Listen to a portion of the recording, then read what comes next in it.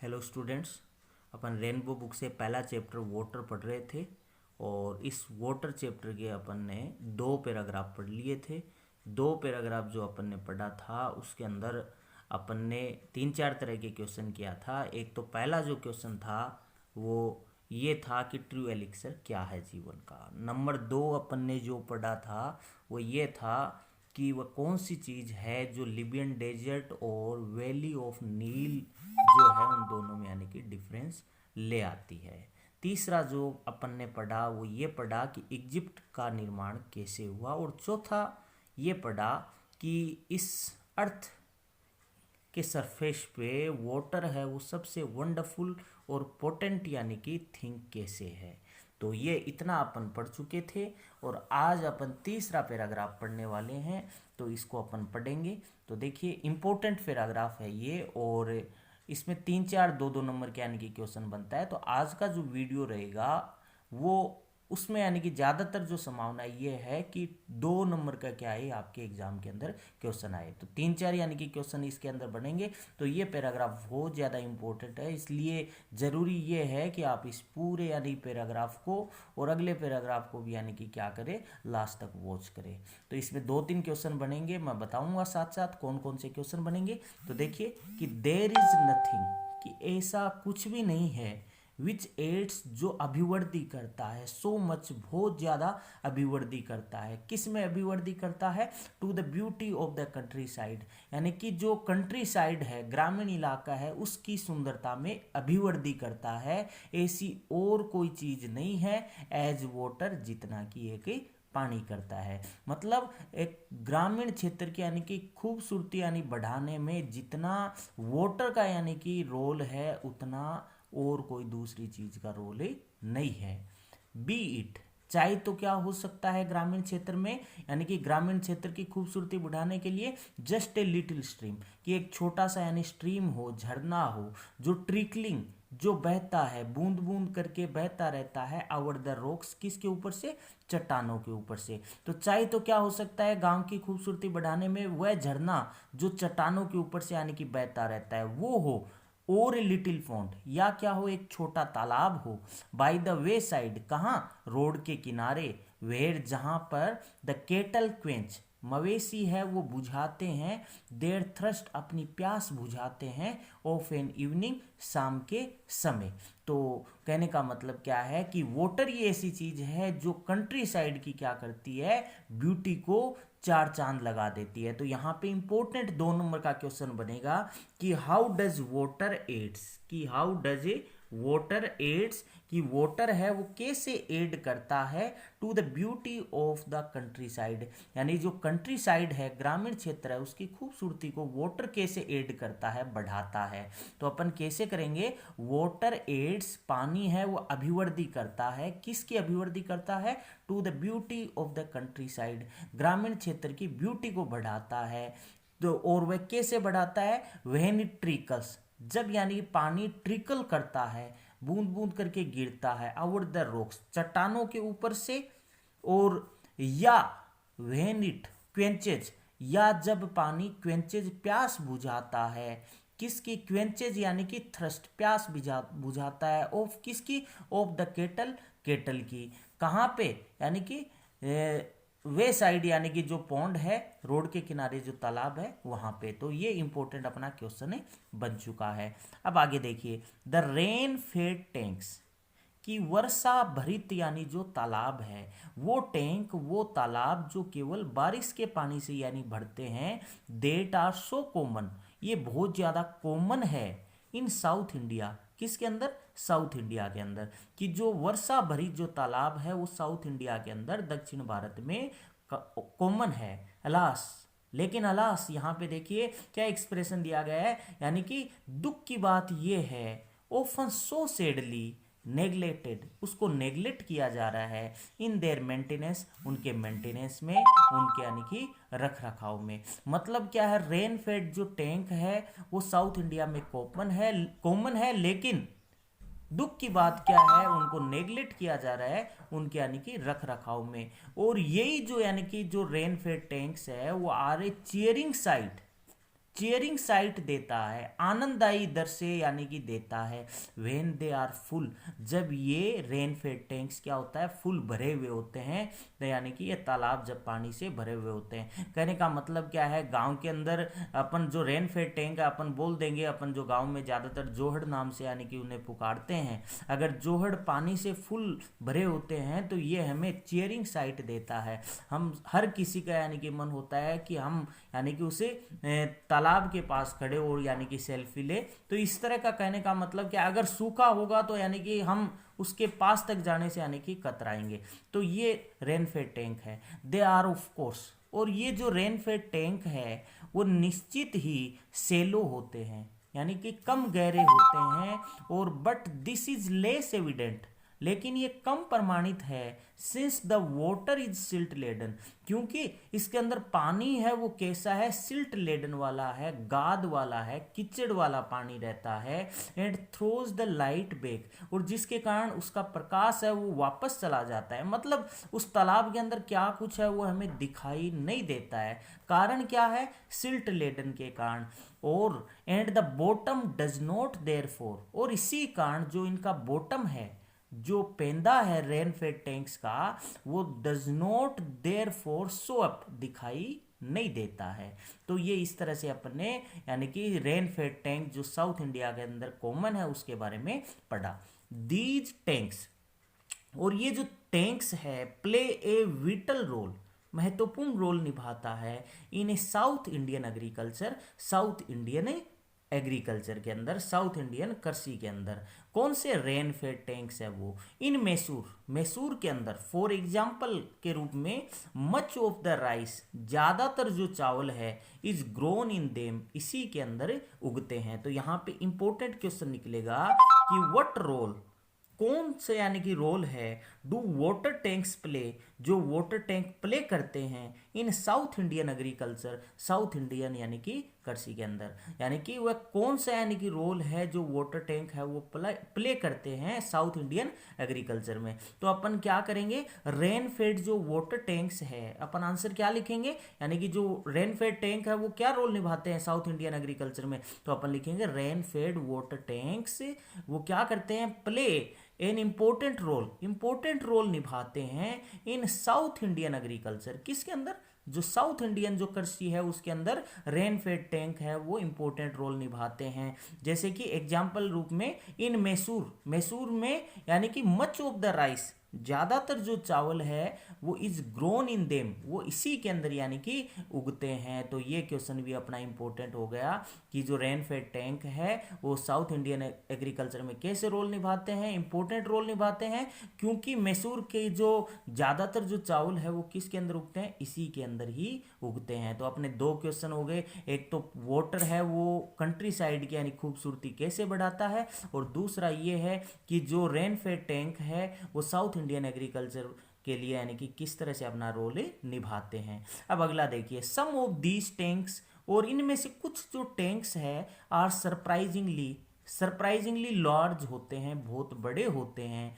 And it is a beautiful sight, और ये सुंदर दृश्य देखने को देता है, टू सी देखने को देता है। किसका सुंदर दृश्य, सनराइज और सेट, सूर्य उदय और सूर्यास्त का यानी कि दृश्य देखने को देता है, वन ऑफ देम, इनमें से। मतलब ये जो रेन फेड टैंक्स है कई तो यानी सरप्राइजिंगली बहुत बड़े होते हैं, और इसके अंदर यानी सनराइज और सनसेट का दृश्य देखने में यानी कि हमें बहुत ज़्यादा यानी कि शानदार यानी लगेगा अगर आप उसके अंदर देखोगे। तो अब देखिए यहाँ पर एक क्वेश्चन और बन रहा है कि वाटर इन ए लैंडस्केप, कि वाटर जो है वो लैंडस्केप पे, इस भूदृश्य पे में बी कंपेयर्ड, उसकी तुलना की जा सकती है किससे, टू द आइज, आंखों से, इन ए ह्यूमन फेस, यानी ह्यूमन फेस की जो आंखें हैं उससे यानी कि तुलना की जा सकती है, किसकी, वाटर की। तो यहाँ पे क्वेश्चन ये बनता है कि वाटर की तुलना है वो किससे की जा सकती है, तो पहला तो छोटा आंसर तो ये रहा, ह्यूमन की आंखों से की जा सकती है। दूसरा ये है कि वाटर की तुलना है वो ह्यूमन की आंखों से क्यों की है लेखक ने, सीवी रमन ने। तो अपन क्या करते हैं, जिस तरह से वाटर क्या करता है, जो कंट्री साइड है उसकी ब्यूटी को ऐड करता है, सुंदरता को यानी बढ़ाता है, उसी तरह से ह्यूमन की यानी कि सुंदरता को कौन बढ़ाता है, उसकी आंखें बढ़ाता है। तो कहने का मतलब क्या है कि जिस तरह से यानी कि क्या है, ह्यूमन की जो वुमेन की जो बॉडी है उसकी यानी कि खूबसूरती बढ़ाने के अंदर आंखों का रोल होता है, उसी तरह से इस लैंडस्केप की यानी कि खूबसूरती यानी बढ़ाने में किसका रोल होता है, इसमें यानी वाटर का रोल होता है। तो इस तरह से अपन ये लिख देंगे। तो 3 क्वेश्चन हो गए। इट रिफ्लेक्ट्स, और ये पानी है, ये दर्शाता है क्या, the mood of the hour, समय का मूड दर्शाता है कि इस समय का मूड कैसा है। Being bright and gay when the sun shine, और वह क्या कहता है, बीइंग ब्राइट एंड गे, और ये क्या होता है, पानी है वो ब्राइट दिखने लगता है, गे दीप्त लगने लगता है जब सन शाइन, जब यानी कि सूर्य चमकता है। मतलब जब सूर्य उदय होता है तो वाटर का जो कलर है वो के वाटर है वो एकदम चमक वाला दिखता है, गे यानी दिखता है, आनंददायी दिखता है। और टर्निंग टू डार्क, और जैसे यानी कि ये क्या होता है, यानी सनसेट का समय होता है तो ये पानी है वो डार्क यानी कि धुंधला दिखने लग जाता है, ग्लूमी और दिखने लगता है। When the sky is overcast, जब स्काई क्या हो, ओवरकास्ट हो, बादलों से ढका हुआ हो। तो इस तरह से ये इंपॉर्टेंट पैराग्राफ है, इसमें 3 क्वेश्चन निकल रहे हैं। वाटर की यानी कि किस तरह से कंट्री साइड की यानी कि ब्यूटी को ऐड करता है, साउथ इंडियन एग्रीकल्चर में वाटर टैंक का कैसा रोल है, और तीसरा यानी कि लेखक ने यानी कि उससे आंखों से लैंडस्केप की तुलना ह्यूमन की आंखों से क्यों की है। तो ये 3 यानी कि बन गया। अब अगला चौथा जो है वो देखिए, वो भी बहुत इंपॉर्टेंट है, इसमें भी क्वेश्चन बन रहे हैं, लेकिन आज की जो वीडियो है इसमें छोटे क्वेश्चन यानी ज़्यादा बन रहे हैं। तो अब देखिए, one of the most remarkable fact, सबसे जो रिमार्केबल फैक्ट है, तथ्य हैं अबाउट वाटर, पानी के बारे में, वो क्या है, इज इट्स पावर, इसकी शक्ति, कैसी शक्ति, पानी की कैसी शक्ति, टू कैरी सिल्ट, ये एक सिल्ट को कैरी करती है, गाद को यानी कि कीचड़ को यानी ले जाती है। तो सबसे रिमार्केबल फैक्ट क्या है पानी के बारे में, इज इट्स पावर, इसकी शक्ति, टू कैरी सिल्ट यानी कैसी शक्ति, ये कीचड़ को, गाद को यानी क्या करती है, अपने साथ बहा करके ले जाती है। कहने का मतलब कीचड़ तो बहुत यानी कि हल्की चीज़ है, लेकिन हम भी यानी कि पानी के आगे यानी टकरा जाए तो हम मनुष्य को भी यानी वो बहा करके यानी ले जा सकती है। ये वाटर की यानी कि क्या है, रिमार्केबल यानी कि एक शक्ति बोल सकते हैं। या फाइनली डिवाइडेड, या ये क्या कर सकती है वाटर, फाइनली मतलब क्या है, अति सूक्ष्म, डिवाइडेड मानी विभक्तिकरण कर देती है सोइल का, इन सस्पेंशन, सस्पेंशन में, सस्पेंशन मीन्स निलंबन, निलंबन किसको बोलेंगे, जैसे आटे में यानी कि नमक का यानी कि मिश्रण, वैसे ही क्या है पानी के अंदर यानी कि मिट्टी का मिश्रण क्या कहलाता है, सस्पेंशन यानी कहलाता है। कहने का मतलब क्या है कि वो वाटर जैसे यानी बहता है तो वह क्या करता है, अपने साथ किसको कैरी करता है, सिल्ट को यानी कैरी करता है। और सिल्ट किससे बनती है, जब यानी कि क्या होता है, जो मिट्टी और पानी का मिश्रण होता है, सस्पेंशन होता है, तब वो करता है। तो मतलब क्या है कि ये क्या करती है, उस गाद को ले जाती है, यही उसकी रिमार्केबल शक्ति है। और दिस इज द ओरिजिन, और यही ओरिजिन है of the characteristics colour, characteristics colour मतलब विशेष कलर का मुख्य कारण यही है ऑफ द वाटर, पानी का, in the rain fade tanks यानी कि वर्षा भरित तालाब में, कि वर्षा भरित तालाब में अपन देखते हैं कि उसका यानी कि जो पानी का जो कलर होता है कुछ अलग ही होता है, और उसका मेन कारण यही होता है। मतलब क्या है कि जिस जगह से वाटर है वो बहता हुआ आता है और वहाँ की जैसी मिट्टी है वैसी ही मिट्टी को वह पानी के साथ बहा के लाता है, और जैसी मिट्टी होगी वैसी ही क्या होगी, उस पानी का कलर होगा। तो यही क्या है, मेन मुख्य कारण है यानी कि उसे वाटर का अलग तरह का कलर होने का। और दिस कलर वेरीज, और ये जो कलर है वो भिन्नता लिए होता है with the nature of the earth.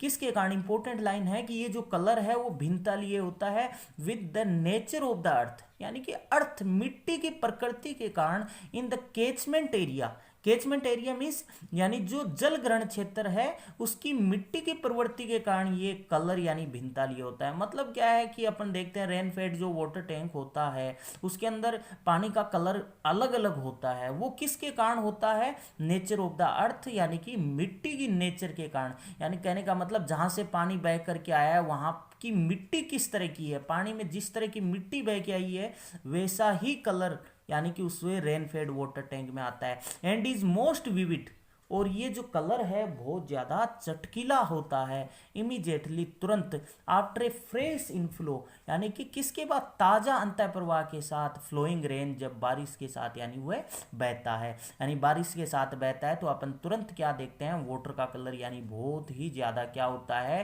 यानी विविड होता है, चटकीला होता है, एकदम यानी साफ नहीं होता है। स्विफ्टली फ्लोइंग वाटर, और तेजी से बहता हुआ पानी कैन कैरी ले जा सकता है फेयरली बहुत ही लार्ज बड़े और हेवी पार्टिकल्स है मिट्टी के कण है वो ले जा सकता है। मतलब तेजी से बहता हुआ पानी है वो अपने साथ यानी कि बहुत बड़े और मोटे मिट्टी के कण ले जा सकता है।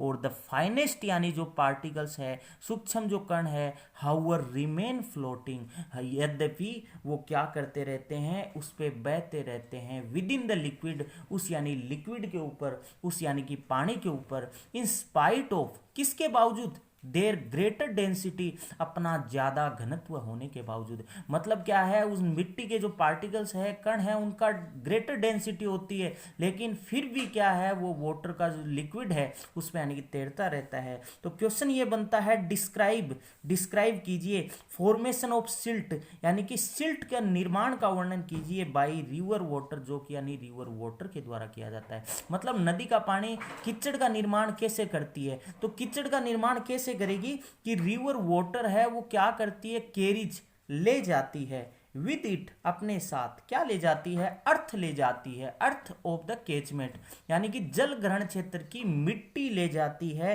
कैचमेंट एरिया की। और द फाइनेस्ट पार्टिकल्स है वो क्या करते हैं? रिमेन फ्लोटिंग, वो तैरते रहते हैं विद इन द लिक्विड यानी लिक्विड के अंदर, और thus the silt is formed, इस तरह से सिल्ट का निर्माण हो जाता है। कहने का मतलब क्या है कि रिवर वाटर है वो अपने साथ कैरीज क्या ले जाती है? अर्थ ले जाती है of the catchment area, catchment जल ग्रहण क्षेत्र की। और उसके यानी कि जो पार्टिकल्स है वो रिमेन फ्लोटिंग, बहते रहते हैं, और किसके अंदर? लिक्विड के अंदर, और इस तरह से कीचड़ का निर्माण हो जाता है। तो ये भी इंपॉर्टेंट पर्सन है, इसमें एक इंपॉर्टेंट पर्सन बन गया। अब देखिए कि इसकी ग्रेटर डेंसिटी होती है मिट्टी के कण की, फिर भी यानी कि वो तैरते रहते हैं, नीचे जमते नहीं हैं। आर कैरिड टू, और ये ले जाती है ग्रेट डिस्टेंस, यानी कि बहुत दूरी तक ले जाती है। मतलब पानी है, नदी का पानी है, वो मिट्टी के कण को बहुत दूर तक ले जाती है। सच पार्टिकल्स, ऐसे जो कण है, आर ऑफ कोर्स निश्चित ही, एक्सट्रीमली स्मॉल बहुत ही छोटे होते हैं, but their number is great, लेकिन उनकी कणों की संख्या बहुत ज़्यादा होती है। एंड इनक्रेडिबली, और अविश्वसनीय रूप से, large amounts of solid matter, यानी एक बड़ी अमाउंट में जो सॉलिड मैटर है, मतलब जो ठोस पदार्थ है, कैन बी ट्रांसपोर्टेड, उसे ट्रांसपोर्ट किया जा सकता है इन दिस वे, इस तरीके से। तो कहने का मतलब क्या है? ये तो मिट्टी के कण ही है, वो तो यानी कि पानी के साथ ट्रांसपोर्ट किए ही जा सकते हैं, पानी के साथ साथ यहाँ तक जो सॉलिड मैटर है, ठोस पदार्थ है, उसे भी इसी तरीके से पानी के साथ यानी कि ट्रांसपोर्ट किया जा सकता है। और व्हेन सिल्ट लेडन वाटर, और जब यानी कि जो कीचड़ वाला, गाद वाला यानी कि जो लाया हुआ वाटर है वो मिक्सेज विद, किस में मिक्स होता है? विद द साल्ट वाटर, यानी कि खारे पानी में मिक्स होता है, ऑफ द सी, समुद्र के।